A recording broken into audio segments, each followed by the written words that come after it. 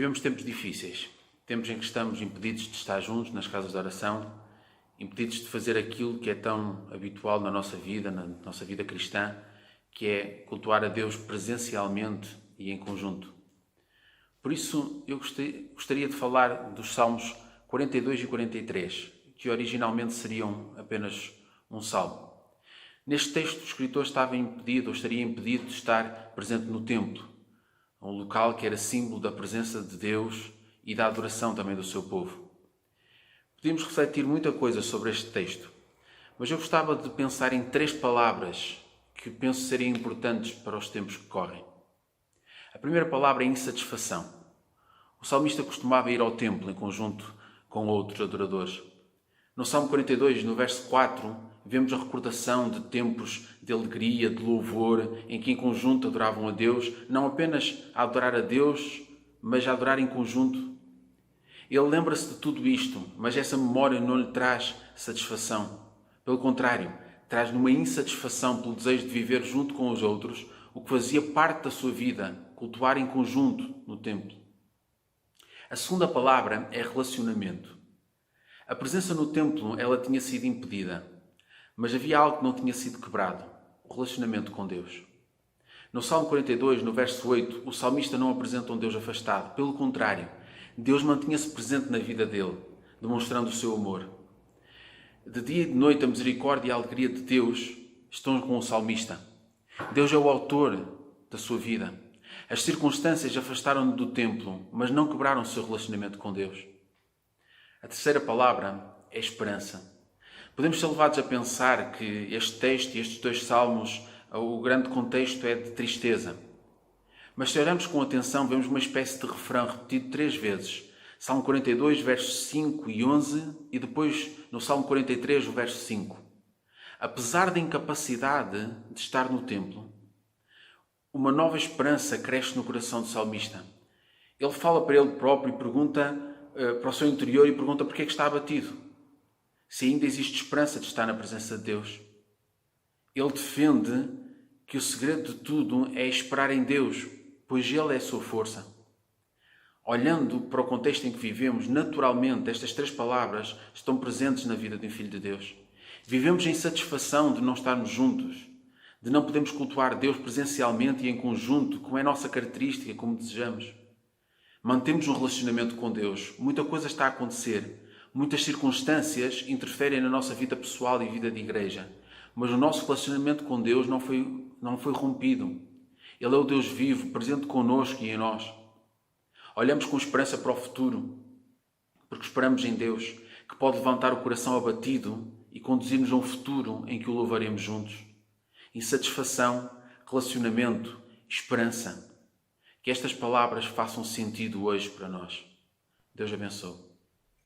Olá a todos, a paz de Deus para a Igreja, e quero partilhar convosco acerca de algo que é muito natural de surgir na nossa vida. Como certamente vocês sabem, todos os temas importantes eles foram focados também, mencionados pelo próprio Senhor Jesus. E no capítulo 6 de Mateus, nós encontramos algo sobre a ansiedade. E são palavras de Jesus. Não andeis ansiosos pela vossa vida, quanto ao que haveis de comer ou beber. Também Jesus disse, qual de vós, por mais que se preocupe, poderá prolongar um pouco o tempo da sua vida? E ainda, porque andais ansiosos quanto ao vestuário.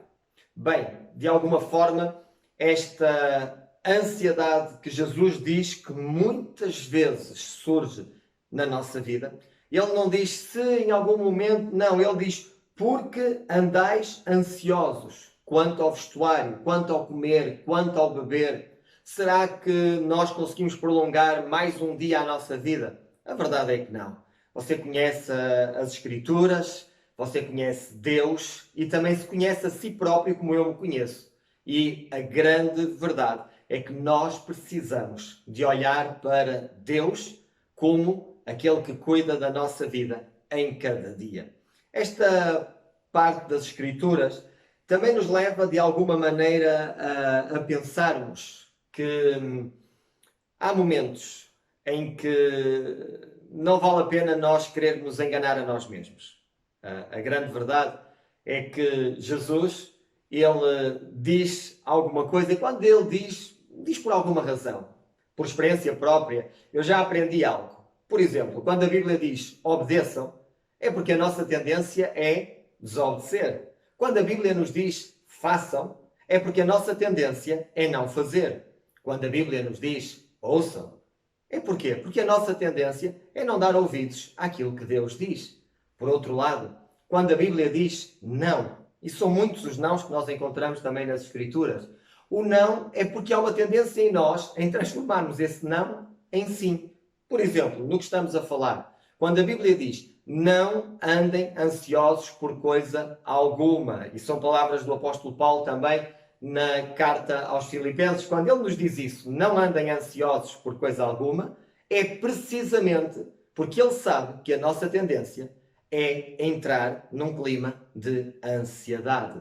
E olhando para este exemplo, eu quero trazer-vos também uma história que nós encontramos no segundo livro de Reis, no capítulo 4, e que tem que ver com uma mulher que teve uma atitude espetacular com o profeta Eliseu e que fez um quartinho na sua casa para que ele ali pudesse também descansar e ali também se pudesse alimentar. E ela, fruto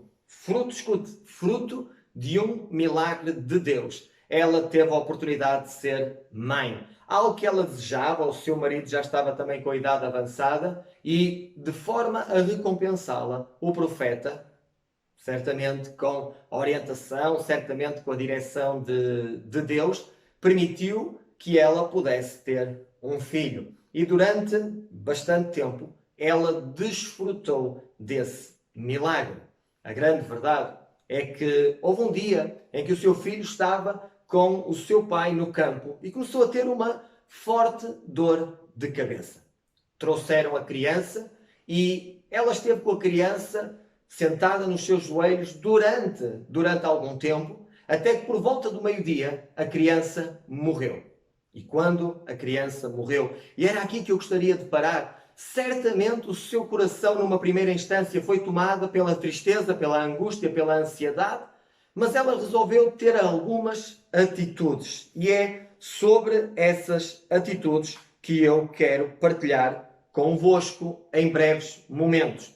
Ela pegou no seu filho, levou até ao quarto do profeta, colocou o seu filho sobre a cama e fechou a porta. Então, quando alguma coisa surge na sua vida ou na minha vida, que em primeiro lugar nós possamos seguir este princípio também. E aqui a ideia do quarto do profeta, sabemos que durante todo o Antigo Testamento, os homens, as mulheres, eles recorriam aos profetas de Deus para que eles pudessem trazer bênção de Deus sobre as suas vidas, trazer resposta, trazer orientação. Mas que cada um de nós possa entrar no nosso quarto, possa orar, possa falar com Deus, possa suplicar, possa pedir a Deus aquilo que na realidade nós precisamos e possamos descansar em Deus. Esta mulher, ela fez isso. E então ela fechou a porta e neste caso ela tinha que se deslocar para ir ter com o profeta. E sabe, logo a seguir ela foi confrontada pelo seu marido. Mas não é dia de ir ter com o profeta, não é dia de festas, não é dia disto, daquilo. Está tudo bem? E ela respondeu, tudo vai bem. Sabe, quando nós confiamos em Deus, quando nós buscamos Deus, quando nós percebemos que Deus está no controle de todas as coisas, nós entendemos que as circunstâncias, elas não afetam a nossa confiança. Embora, muitas vezes no nosso interior e diante de Deus, nós damos lugar para expressar a nossa tristeza, a nossa dificuldade, as nossas incompreensões. Contudo, também desafiamos a nossa fé com essa atitude, a vivermos diante de todos com confiança. Ela segue o seu caminho e o profeta enviou Geazi para ir ter com ela. E as perguntas foram muito específicas. Vai tudo bem contigo? Vai tudo bem com o teu marido? Vai tudo bem com o teu filho? E ela respondeu, vai bem. Mas todos nós sabemos que o filho estava morto lá na cama, no quarto do profeta. Que cada um de nós possamos afirmar a nossa fé em Deus, a nossa confiança nele e que dessa maneira as pessoas possam perceber que, independentemente das circunstâncias, nós sabemos em quem acreditamos e sabemos que Deus está no controle de todas as coisas. Ainda percebendo algo mais, esta criança, como eu disse, foi fruto de um milagre. E durante algum tempo, aquela família desfrutou desse milagre e Deus cuidou deles a cada dia. Até ao dia de hoje, Deus cuidou de mim e certamente Deus cuidou de si e todos nós estamos gratos a Deus por esse cuidado. Talvez, fruto das circunstâncias que estamos a passar, há uma tendência para o nível de ansiedade, de stress, aumentar, de preocupação aumentar na nossa vida. Mas cada um de nós possa ter a sabedoria desta mulher de confiar em Deus, buscar Deus, segui-lo e estar certo que Deus vai estar no controle de todas as coisas. Diante de todos os outros, nós afirmamos a nossa fé. Escute, não de uma maneira hipócrita, mas sinceramente, de uma forma genuína. Porquê? Porque nós sabemos que Deus está no controle de todas as circunstâncias e sabemos que Ele tem o melhor para a nossa vida. Será que você pode dar graças a Deus por isso? Será que você pode, no dia de hoje, entender que até esta hora em que você está a ouvir este breve pensamento, Deus cuidou de si? Não esteja preocupado com o dia de amanhã. Ou seja, como diz também em determinado momento, no capítulo 6 de Mateus e no versículo 34, não vos inquieteis, pois, pelo dia de amanhã, porque o dia de amanhã cuidará de si mesmo. Basta a cada dia a sua dificuldade, o seu mal. Então veja, Deus que operou milagres na sua vida, curou a sua enfermidade, Deus que o salvou, Deus que lhe deu alguma bênção material, Deus que foi Deus presente em todos os momentos, em todas as circunstâncias, mesmo quando tudo parecia estar perdido. Escute, e mesmo quando o resultado não foi aquele que nós estávamos à espera, Deus esteve lá com o seu consolo, com a sua paz, com o seu cuidado. E sabe, Deus continuará a ser Deus no dia de amanhã. Então, não viva ansioso. Porquê? Você pode acrescentar um dia à sua vida? Estamos a falar agora de uma questão por causa desta pandemia, deste vírus. Será que você pode fazer alguma coisa para evitar ou atrasar alguma coisa? Não, não há nada que possamos fazer. Nascemos segundo a vontade de Deus, no tempo de Deus, e certamente morreremos nesse mesmo tempo. Então, aprendamos a confiar nele. Sabe, esta mulher, ela fechou o seu problema no quarto do profeta. Que nós aprendamos com ela a lançar toda a nossa ansiedade, tudo aquilo que nos perturba, no nosso quarto, lá no secreto do nosso quarto, onde oramos a Deus, onde lançamos e dizemos a Deus aquilo que nos está a perturbar, que está a afligir a nossa vida, e depois de sairmos da presença dele, sabe, o choro pode durar uma noite, mas a alegria, ela vem pela manhã. Aos pés de Deus nós choramos, nós derramamos o nosso coração e ele trará paz, tranquilidade, segurança a cada um de nós.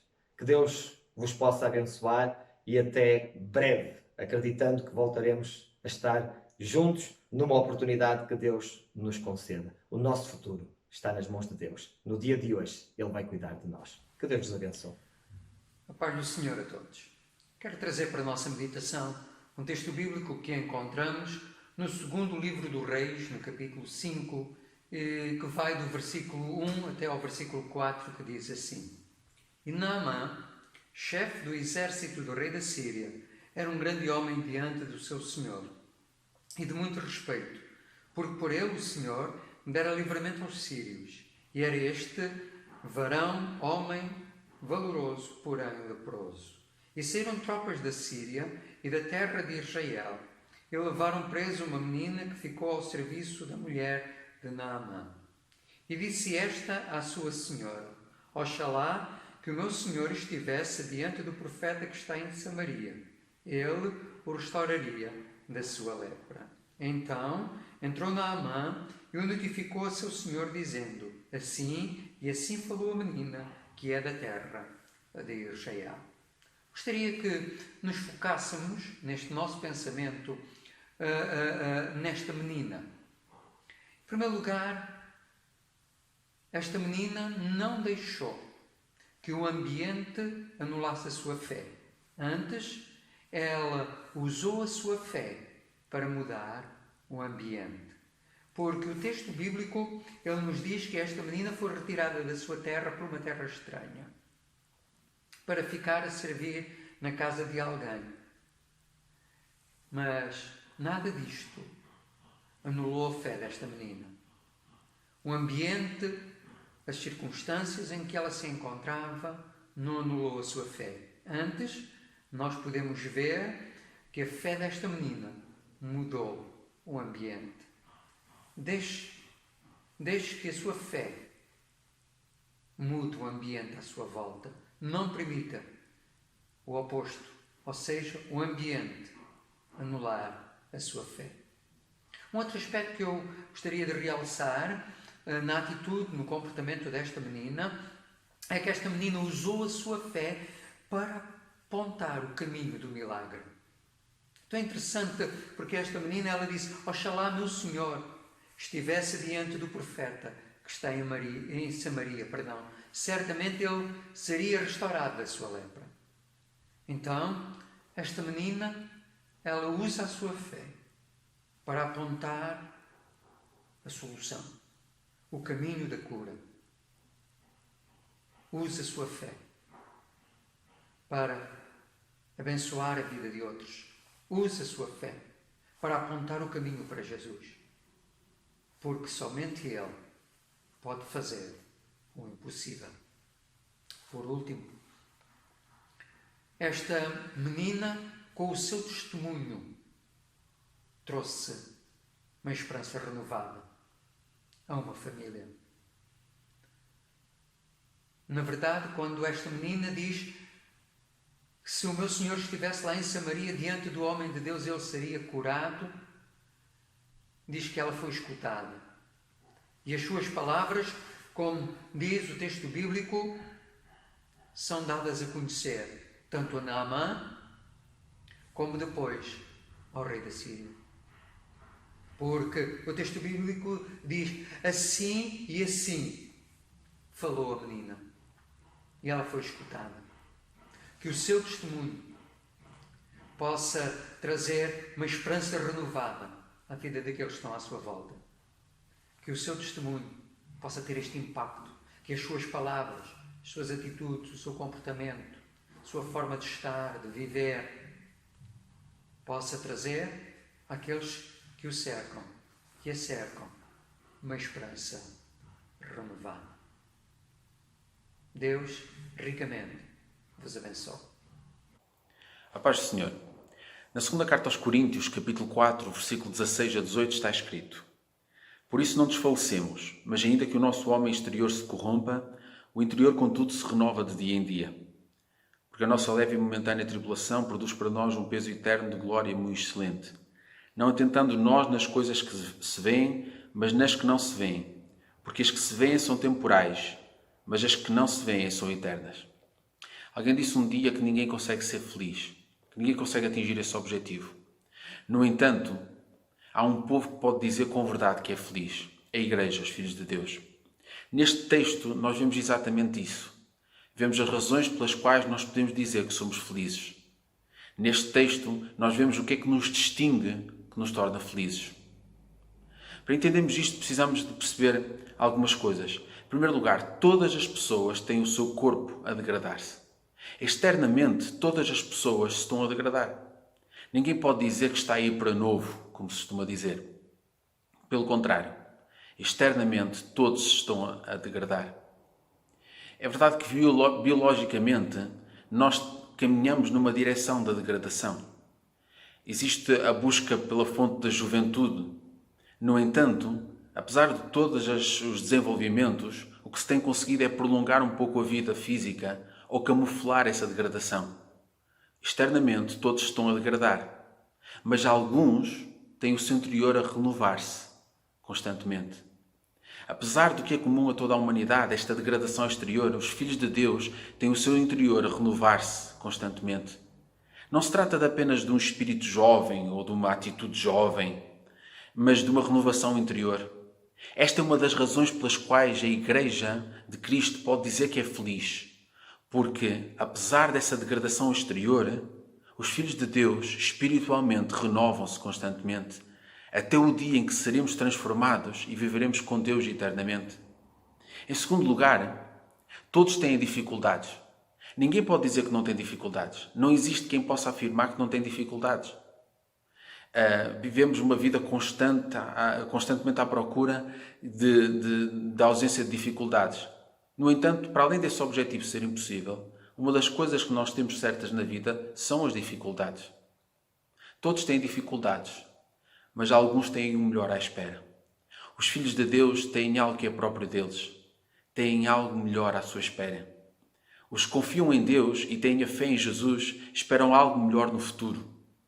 Têm uma esperança para além desta vida, apesar das dificuldades. Essa esperança não pode ser comparada com as dificuldades que nós vivemos nesta vida.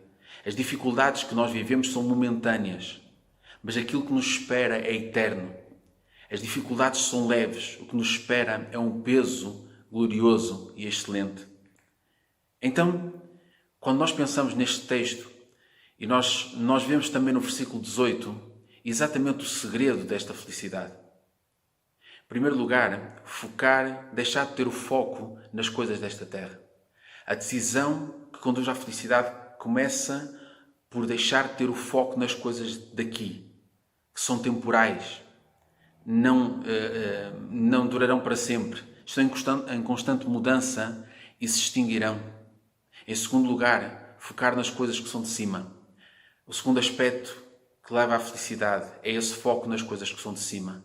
São eternas, durarão para sempre. São uma realidade permanente, imutável e eterna. Tal como nós podemos ver, todas as pessoas se deterioram externamente. No entanto, os filhos de Deus renovam o seu interior diariamente. Toda a humanidade tem dificuldades, mas os cristãos têm algo melhor à sua espera. Como é que nós podemos ser felizes? Deixando de ser orientados pelas coisas deste mundo e sendo dirigido pelas coisas do céu, que são eternas. Aí sim, nós podemos dizer que somos felizes. Deus abençoe.